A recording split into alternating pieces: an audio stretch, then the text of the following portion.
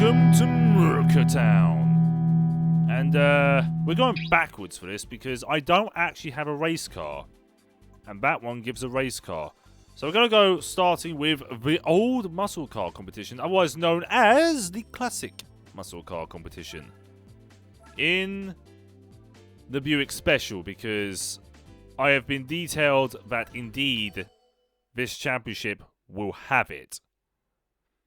Instead of 3, 2, 1, how about ABC? No! And we're kicking off with the old school car that could very well have been a supercar in this game. Yeah. There's a Charger 440. My favourite series in the game. Oh. Favourite series in the game? What? Muscle cars? Really?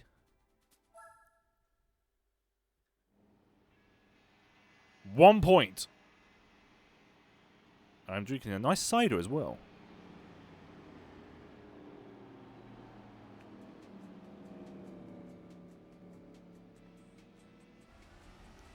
Oh, hey, Cheville.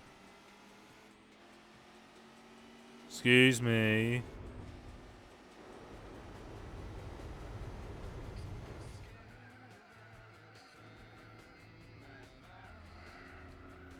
Charger goes up to 110, you're fine. Get out the way! I like how the Stingray just gets flattened by this thing.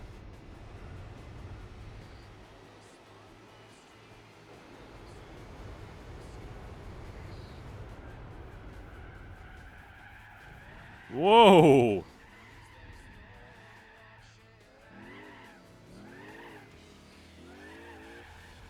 Apparently the tyres are so hot it spins the wheels under any revs.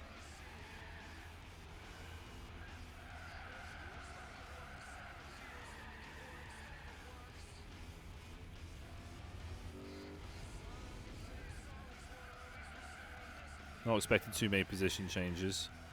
Well, it's going to be quick, what can I say? I wasn't talking bad about it.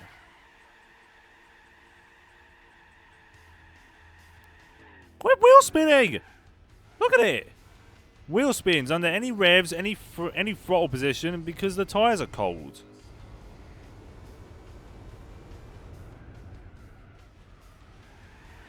It's even wheel spinning in third on a dry track.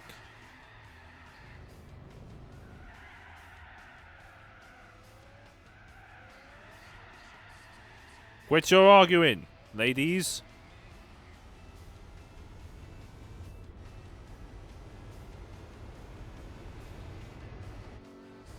How fast would it go down the straight?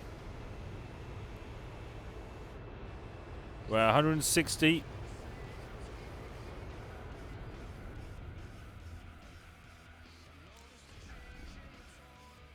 This is what happens when you LS swap a Buick.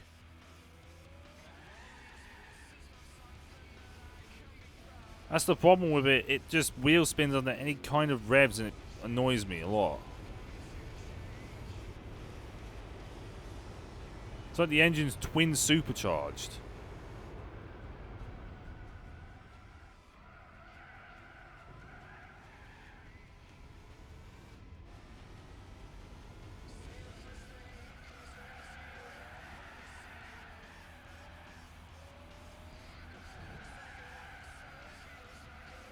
Unlocks the Chevelle. Nah. Yes, which I find a bit strange, Go-Man. This is a muscle car overall. It's supposed to weigh 1 billion tons and have loads of power. And not have a 6-speed gearbox from 1964. I am not using the Chevelle. And I completely missed the entire marker.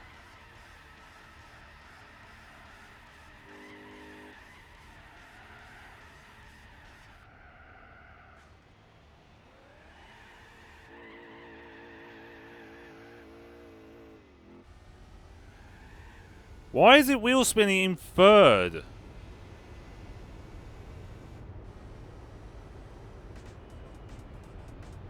Anyway, that's that done. Buick Special annihilates all.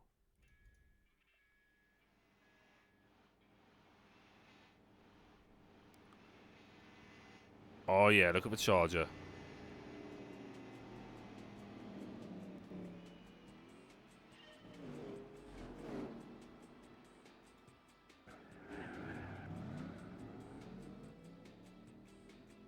Too much power. Yes, too much power and too skinny. Tires are skinny as hell as well. Which don't help matters.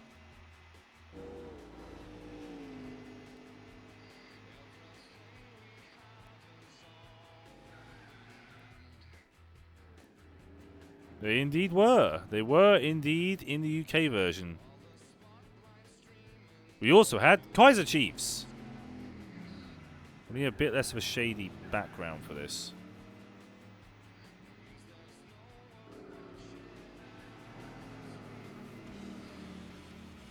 Well, the hair is a good image.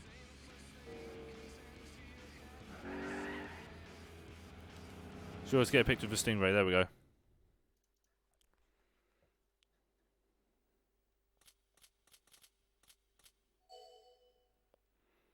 I never really took a liking to Snow Patrol. I'm about to say Snowplow for a minute. Snow Patrol.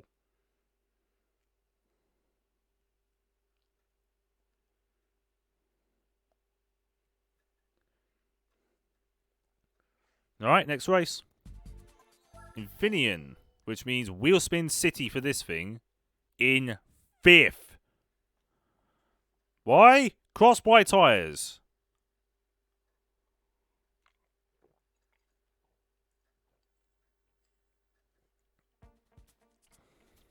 Oh, look, there's a Super Bee. Hey, Daniel.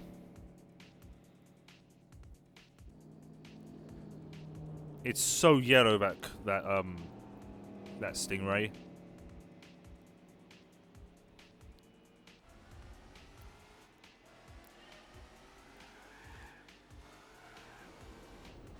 Thank you very much for the host. How are you doing, Daniel?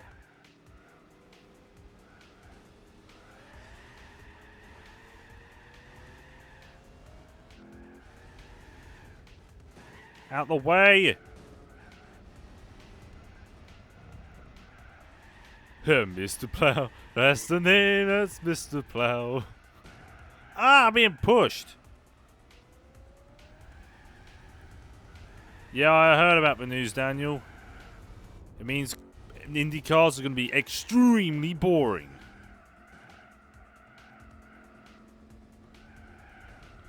Shall we GT350R use in this race? I don't think so.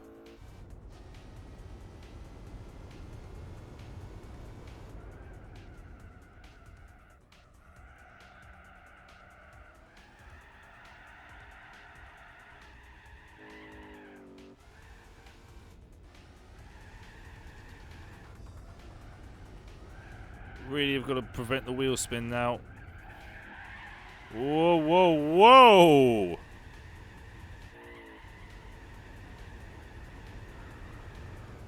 Pimp mode activates. Penske was in F1 in the 70s. Yes, I believe he was. Quit your wheel spinning!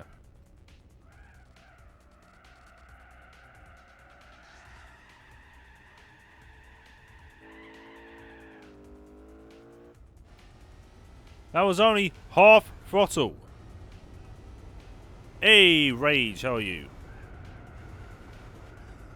Why is it wheel spin on one wheel? Because limited slip differentials didn't exist in the 60s.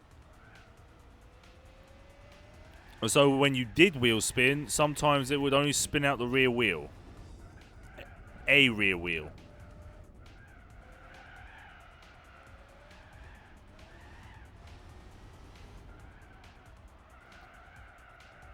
Yeah, there was indeed a Haas team in the 70s and the 80s, actually.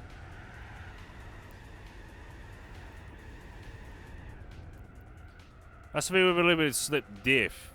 They were designed to not let the wheels slip while hard cornering. On the hard cornering, a standard diff will just spin its tyre out. Look at it! I'm just going to call this car the Burnout from now on. The Buick Burnout.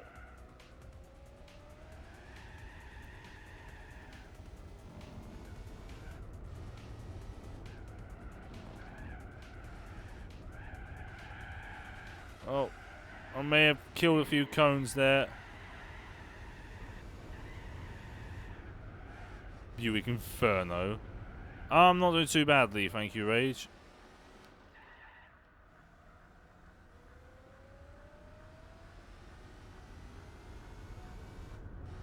Wow, now that the tyres are warmed up, it's stopped wheel spinning in third.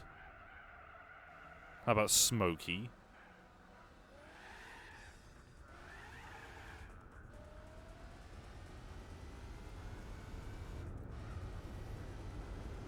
God, what a piss poor lap that was.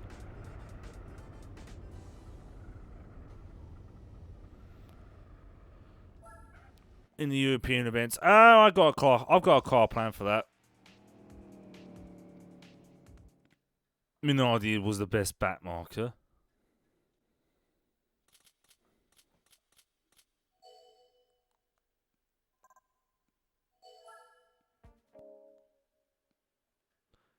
Besides, it's not even European.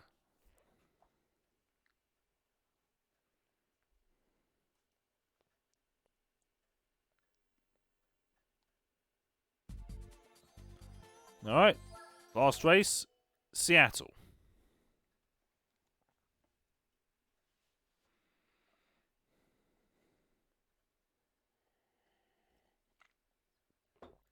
Oh yeah, that is the delicious taste of toffee apple English cider.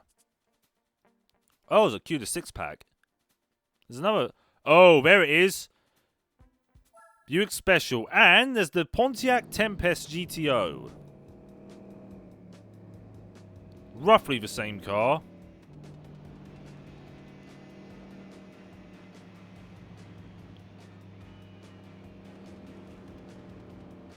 E-Type swaps everything. No, I'm not doing an E-Type swap. The Vectra. I did not say I'd use the Vectra. You say lies.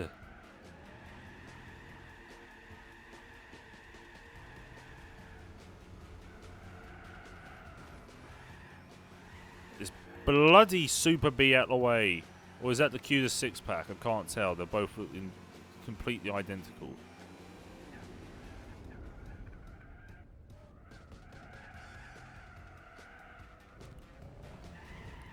Oh, thank you. Oh, okay, that's a YouTube subscription. Thank you. That fripped me off to death. Why does AC Cars use a different version of the Shelby Cobra? Technically, the AC was named the Ace. Then it was named the 427 Cobra, and then Shelby had the rights to build it in the States. And then it was called the Shelby Cobra. It had upgraded suspension and I believe upgraded steering. Whoa, whoa, whoa!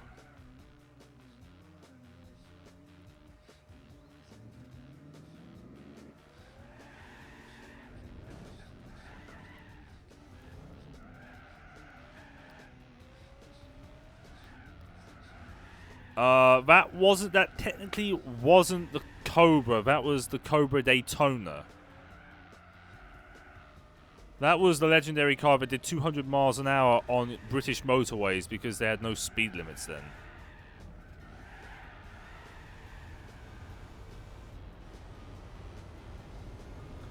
Seattle Nani.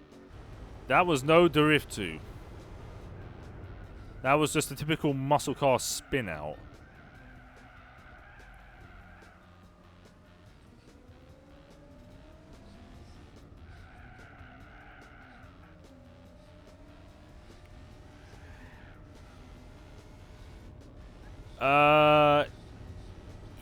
Yes, it was. But as with every UK handmade car, some cars were heavier than others.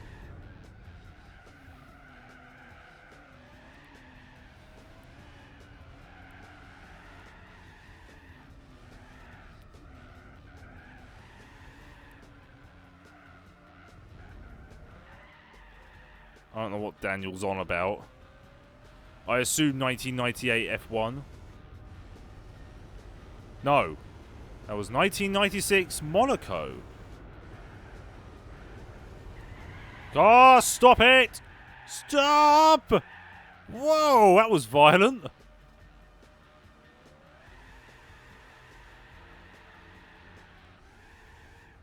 Most cars in the UK were hand-built, and some were indeed heavier than others.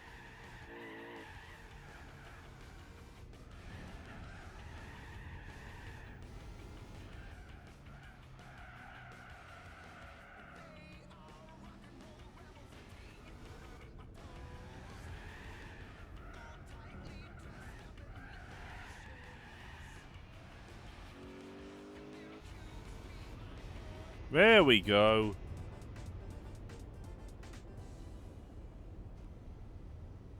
As usual, the Buick Special comes first and second.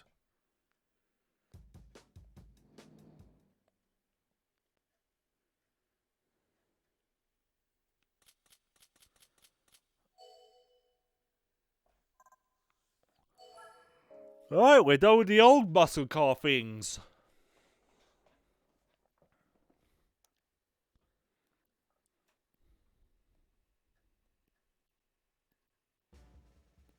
Yeah, what a creative name for a muscle car, right? Speaking of... the Superbird. I wasn't as the Roadrunner. Or was that... I can't remember if that was a special edition or not, but we'll call it the Roadrunner anyway.